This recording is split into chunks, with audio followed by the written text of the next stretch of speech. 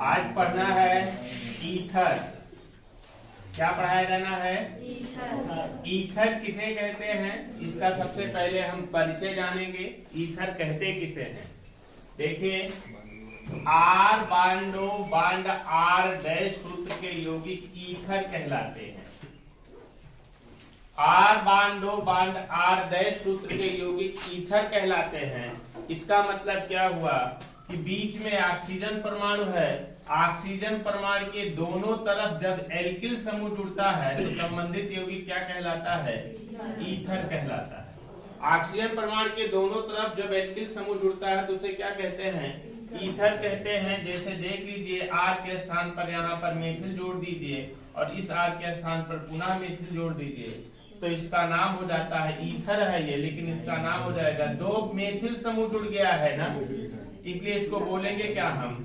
Die methyl ether. क्या कहेंगे इसे हम? डाई मेथिल ईथर कहा जाएगा। या एक तरफ एल्किल समूह जोड़ दीजिए, मेथिल समूह जोड़ दीजिए, दोनों दूसरी तरफ एथिल समूह जोड़ दीजिए तो इसे बोला जाएगा एथिल मेथिल ईथर। क्या बोलेंगे हम इसे? एथिल मेथिल ईथर कहेंगे। कुल मिलाकर के इतना जानिए कि जब ऑक्सीजन परमाणु के दोनों तरफ एल्किल समूह जुड़ जाता है तो उस यौगिक को क्या कहते हैं हम? ईथर कहते हैं। ईथर और एल्कोहलों का सामान्य सूत्र क्या होता है? CnH2n plus 2 into O। CnH2n plus 2 into O। ये ईथर का भी सामान्य सूत्र है और एल्कोहल का भी सामान्य सूत्र है। एक प्रकार से ईथर को हम और परिभाषित कर सकते हैं कि मोनोहाइड्रिक एल्कोहलों के दो अणुओं में से, मोनोहाइड्रिक एल्कोहल जैसे मान लीजिए CH3 बांड OH और एक अणु और लगा दिया जाए मोनोहाइड्रिक एल्कोहल का CH3OH। मोनोहाइड्रिक एल्कोहलों के दो अणुओं में से जल का एक अणु पृथक हो जाता है, जल का एक अणु H2O निकल जाता है तो प्राप्त होता है क्या आपका? CH3 बांडो बांड CH3 और प्लस H2O निकल जाता है। इसे क्या कहते हैं? ईथर कहते हैं। क्योंकि ये मेथिल अल्कोहल था, ये भी मेथिल अल्कोहल था, इसलिए इसको जो बोलेंगे क्या बोलेंगे? इसे डाई मेथिल ईथर बोलेंगे। क्या बोलेंगे?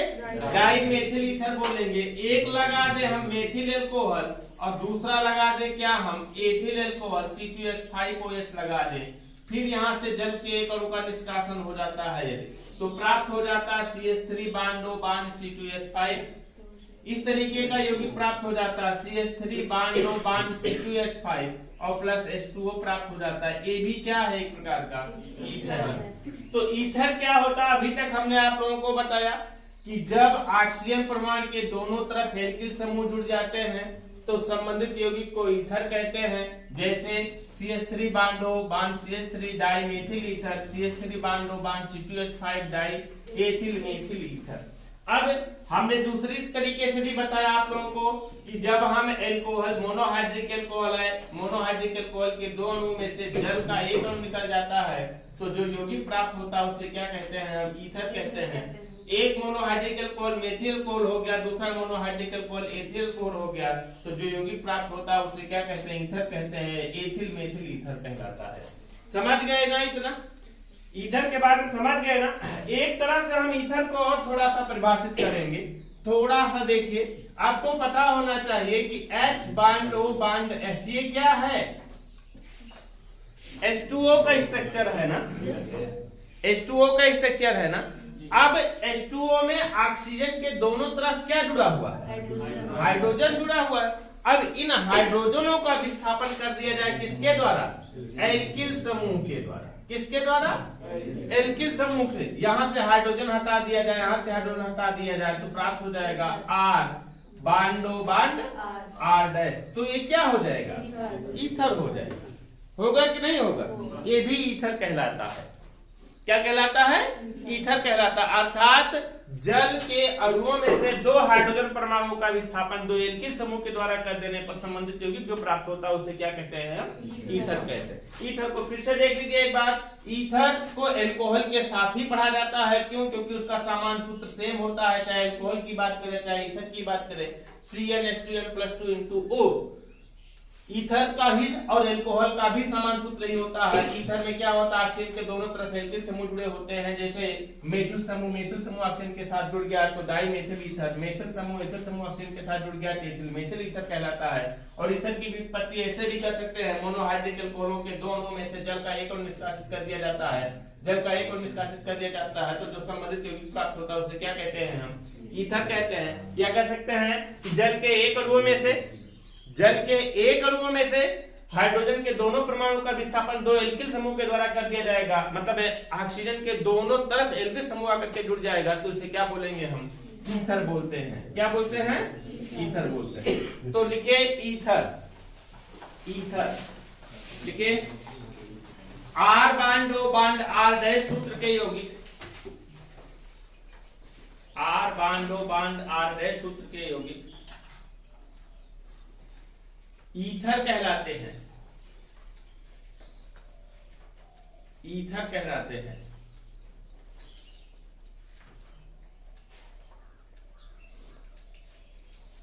अर्थात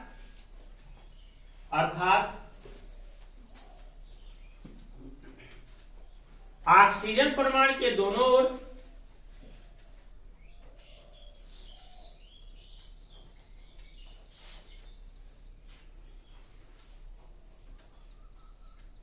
एल्किल समूह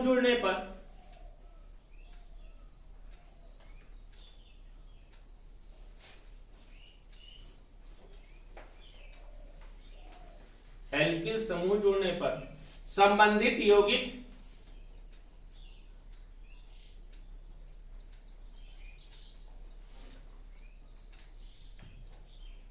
ईथर कहलाते हैं, ईथर कहलाते हैं। जैसे CH3 bond O bond CH3,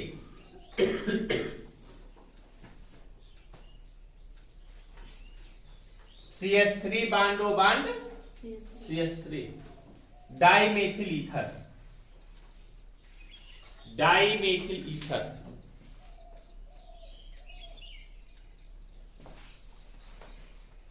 dimethyl ether.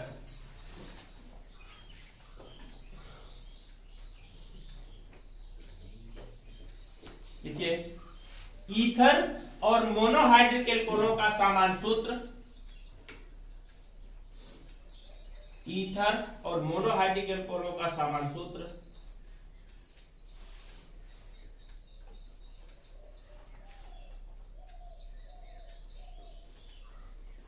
CnH2n+2 into O होता है।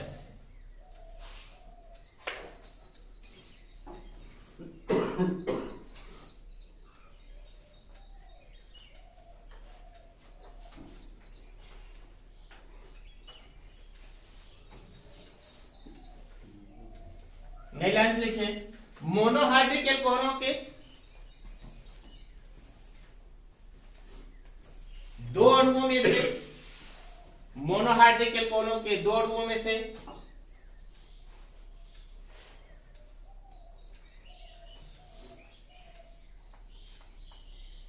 जल का एक अणु पृथक होने पर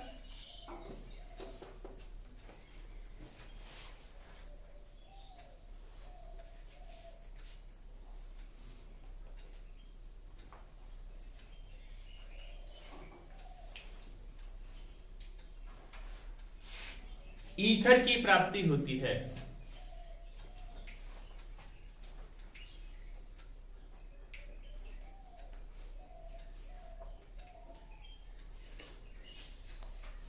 जैसे दोनों में से कोई एक रिएक्शन लिख लीजिए, चाहे इसको चाहे इसको।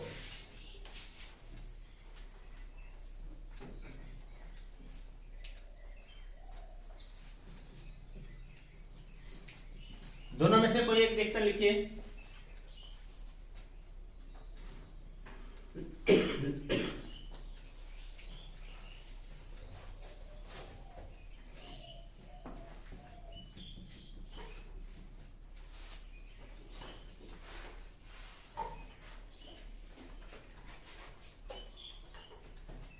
समझ गया ना ईथर के बारे में। अब पढ़ना है आप लोग को सरल ईथर या मिश्रित ईथर, सम्मित ईथर या असम्मित ईथर, दोनों के बारे में जानना है। सरल या सम्मित या सरल ईथर, सम्मित या सरल ईथर, सम्मित या सरल ईथर। दूसरा जानना है आपको असम्मित या मिश्रित ईथर, असम्मित या मिश्रित ईथर, असम्मित या मिश्रित ईथर। देखिए ईथर का सामान्य सूत्र हमने क्या बताया आप लोगों को, R O bond R dash, या इस तरीके से देख लीजिए आप लोग इसको, क्या R bond O bond R dash, ये भी ईथर का सामान्य सूत्र है। देखिए इसको हम आर ओ आर लिखेंगे, इसको आर ओ आर डैश लिखेंगे। दोनों में अंतर बताइएगा, एक बार में अपने आप कंपैरेटिव अध्ययन करके अंतर पता चल जाएगा। जैसे क्या है आपका CH3 bond O bond CH3, इसका नाम क्या है आपका di methyl ether, di methyl ether. या देखिए आपका C2H5 bond O bond C2H5, इसे बोलेंगे क्या हम die ethyl ether, die ethyl ether. ये तो एग्जांपल हुआ किसका, सम्मित या सरल ईथर का। दूसरा देखिए असम्मित या मिश्रित ईथर, जैसे है मान लीजिए CH3 bond O bond C2H5 या C2H5 bond O bond C3H7, इसे बोलेंगे क्या एथिल मेथिल ईथर। ये क्या है आपका एथिल मेथिल ईथर।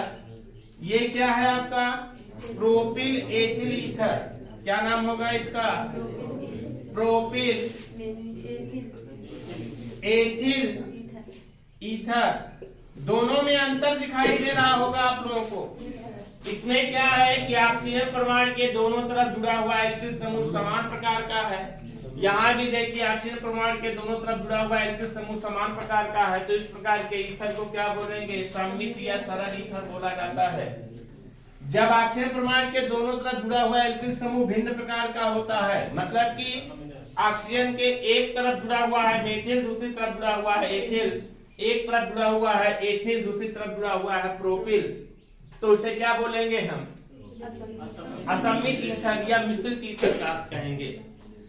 तो जब ऑक्सीजन परमाणु के दोनों तरफ जुड़ा हुआ एल्किल समूह समान प्रकार का होता है तो उसे सम्मित या सरल ईथर, और जब ऑक्सीजन परमाणु के दोनों तरफ जुड़ा हुआ एल्किल समूह भिन्न प्रकार का होता है तो उसे क्या बोलेंगे, असम्मित या मिश्रित ईथर। तो हेडिंग डालिए सम्मित या सरल ईथर, सम्मित या सरल, ऐसे नोट कर लो बस ना, लिखाना क्या, ऐसे नोट कर लो इसको बस, हाँ लिखाना क्या।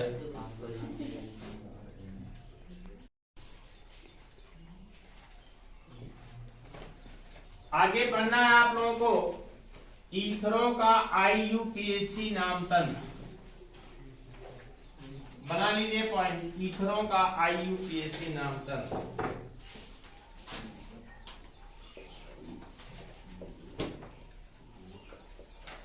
IUPAC नामकरण, international union of pure and applied chemistry, जिसके द्वारा किसी भी कार्बनिक यौगिकों का या कार्बनिक यौगिकों का नामकरण किया जाता है। इस तंत्र के सिस्टम के आधार पर किसी भी कार्बनिक यौगिकों का नामकरण किस प्रकार से करते हैं इसको हमने पहले चर्चा कर लिया है, लेकिन मुख्यतः आज हम ईथरों का IUPAC नामकरण यहाँ पर बताएंगे। ईथरों का IUPAC नामकरण कैसे करते हैं, जैसे मान लीजिए एक कंपाउंड है आपका CH3 bond O bond CH3, एक कंपाउंड और यहीं पर हम लिख लेते हैं CH3 bond O bond C2H5, दोनों का IUPAC नामकरण करेंगे। देखिए यहाँ पर विशेषता क्या है इस कंपाउंड की, इस यौगिक की विशेषता क्या है कि ऑक्सीजन परमाणु बीच में आ गया, मतलब श्रृंखला को दो भागों में तोड़ दिया है। कार्बन चेन जो है टूट गई है, सीधी सीधी कार्बन चेन नहीं है, इस तरीके से कार्बन चेन नहीं है CH3 bond CH2 bond CH2 bond CH3, बीच में जो ऑक्सीजन आ गया, मतलब कार्बन चेन को दो भागों में क्या कर दिया है, तोड़ दिया है। कार्बन चेन को दो भागों में तोड़ दिया है, इसलिए इसका आयोगिक एसिड थोड़ा सा अलग टाइप में होता है, दो श्रृंखलाएं बनती हैं इसमें। और यहाँ पर बीच में जो ऑक्सीजन परमाणु होता है वो ऑक्सीजन परमाणु उस कार्बन चेन के साथ जोड़ दिया जाता है जिसमें कार्बन परमाणु की संख्या न्यूनतम होती है, जिसमें कार्बन परमाणु की संख्या न्यूनतम होती है। सबसे पहले हम इसका आयोगिक नामकरण करेंगे। तो इसमें देखें दो चेन है, एक कार्बन परमाणु की, एक दो कार्बन परमाणु की। C2H5 को हम इस तरीके से भी लिख सकते हैं भैया, क्या लिख सकते हैं? C2H5 को लिख सकते हैं CH2 बांड CH3, लिख सकते हैं कि नहीं? अब देखिए ये दो कार्बन परमाणु की श्रृंखला, एक कार्बन परमाणु की श्रृंखला, और हमने बताया कि ऑक्सीजन को उसके साथ जोड़ देते हैं जिसमें कार्बन परमाणु की संख्या न्यूनतम होती है, तो इसके साथ जोड़ देंगे। और क्या था पहले? ये मेथिल था, मेथिल था, और इसके साथ में क्या जोड़ दिया गया? ऑक्सीजन, और मेथिल के साथ अब ऑक्सीजन जुड़ता है तो बन जाता है मेथॉक्सी। क्या बन जाता है? मेथॉक्सी बन जाता है। क्या कहते हैं इसे हम? मेथॉक्सी। और फिर कितने कार्बन परमाणु की श्रृंखला?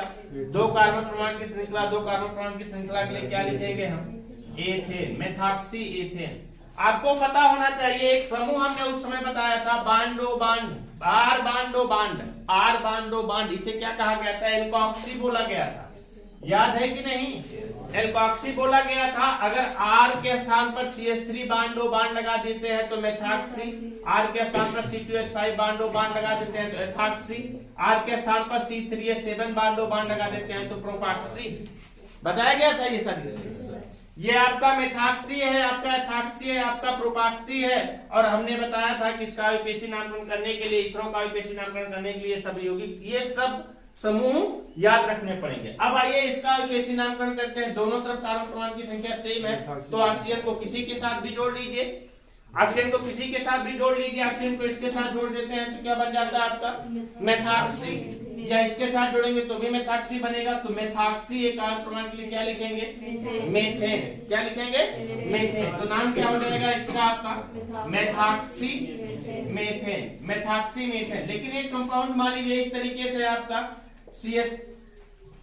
CH3 bond CH2 bond O bond CH3, sorry CH2 bond CH2 bond CH3, इस तरीके का कंपाउंड है। तो इसका नामकरण करेंगे, क्या हो जाएगा? देखिए ऑक्सीजन बीच में लगा हुआ है, बीच में ऑक्सीजन लगा होने के कारण कार्बन परमाणु श्रृंखला को दो भागों में तोड़ दिया है। एक तरफ लगा है दो कार्बन परमाणु की श्रृंखला, दूसरी तरफ लगा है तीन कार्बन परमाणु की श्रृंखला, और ऑक्सीजन को उसके साथ जोड़ते हैं जिसमें कार्बन परमाणु की संख्या कम होती है, इसके साथ जोड़ देंगे तो क्या बन जाएगा आपका? ये एथॉक्सी। एथिल समूह के साथ में एथॉक्सी जुड़ जाएगा क्या आपका? प्रोपेन, और बन जाएगा क्या आपका? Ethoxy propane. चलिए एक कंपाउंड मैं दे रहा हूं, उसको करके दिखाइए आप लोग, बताइए क्या बनेगा? क्या बनेगा इसका आयोगिक नाम बना के दिखाइए आप लोग।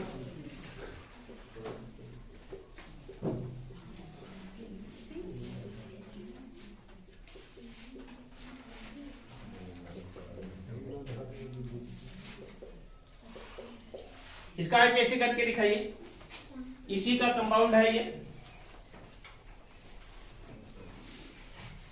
बताइए इसका आयोगिक नाम। गलत है,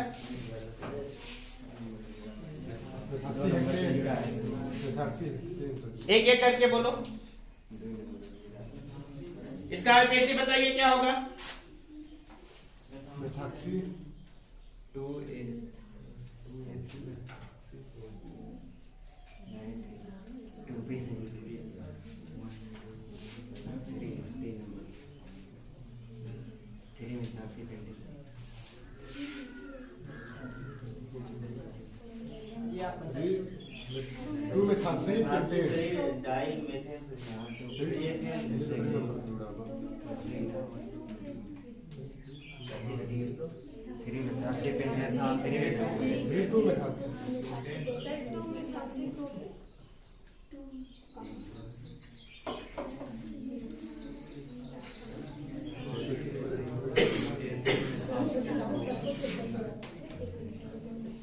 एक लोगों का सही जवाब आया अभी तक, बस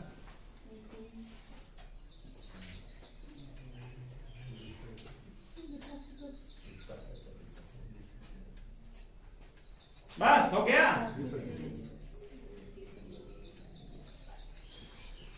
देखिए सबसे लंबी श्रृंखला चयन करते हैं। सबसे लंबी श्रृंखला आपकी कौन सी होगी?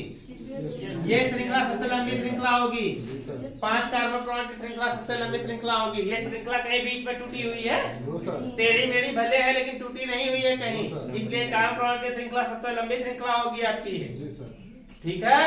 और देखिए नंबरिंग हम करेंगे अब इसका। नंबरिंग हम उसी से करते हैं जिधर से जुड़ा हुआ क्रियात्मक समूह पहले आए तो 1 2 3 या 1 2 3, चाहे इधर से करते हैं तो क्या हो जाएगा 1 2 3 4 5।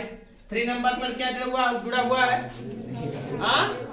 मेथॉक्सी समूह। भाई CH3 वो जुड़ा नहीं है तो क्या हो जाएगा आपका यहाँ से 3 मेथॉक्सी। फिर कितने कार्बन परमाणु की श्रृंखला है? 5 कार्बन परमाणु की श्रृंखला पेंटेन, 3 मेथॉक्सी पेंटेन। क्या उसमें बहुत ज्यादा कुछ था? एक कंपाउंड और दे रहा हूं, उसका पेशी करके दिखाइए तुरंत। CH3 bond CH2 bond CH3 bond CH3 bond CH2 bond C bond O bond CH3 bond CH3 bond CH3।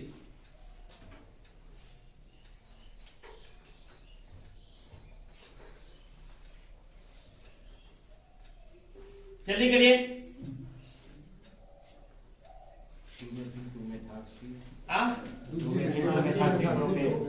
To methyl 2 methoxy propane. कैसे नंबरिंग करेंगे? 1 2 3 4 ब्यूटेन होगा तो हो जाएगा क्या आपका 2 नंबर पर मेथिल है? 2 नंबर पर मेथिल है तो क्या हो जाएगा 2 मेथिल। यहाँ लिख देते हैं 2 मेथिल। और 2 नंबर पर क्या है आपका? मेथॉक्सी है। अब कितने कार्बन की श्रृंखला है? 4 के लिए क्या हो जाएगा? ब्यूटेन। ये समझ में आ गया यूपीएससी ना इसका? हाँ इसका यूपीएससी नोट कर लीजिए।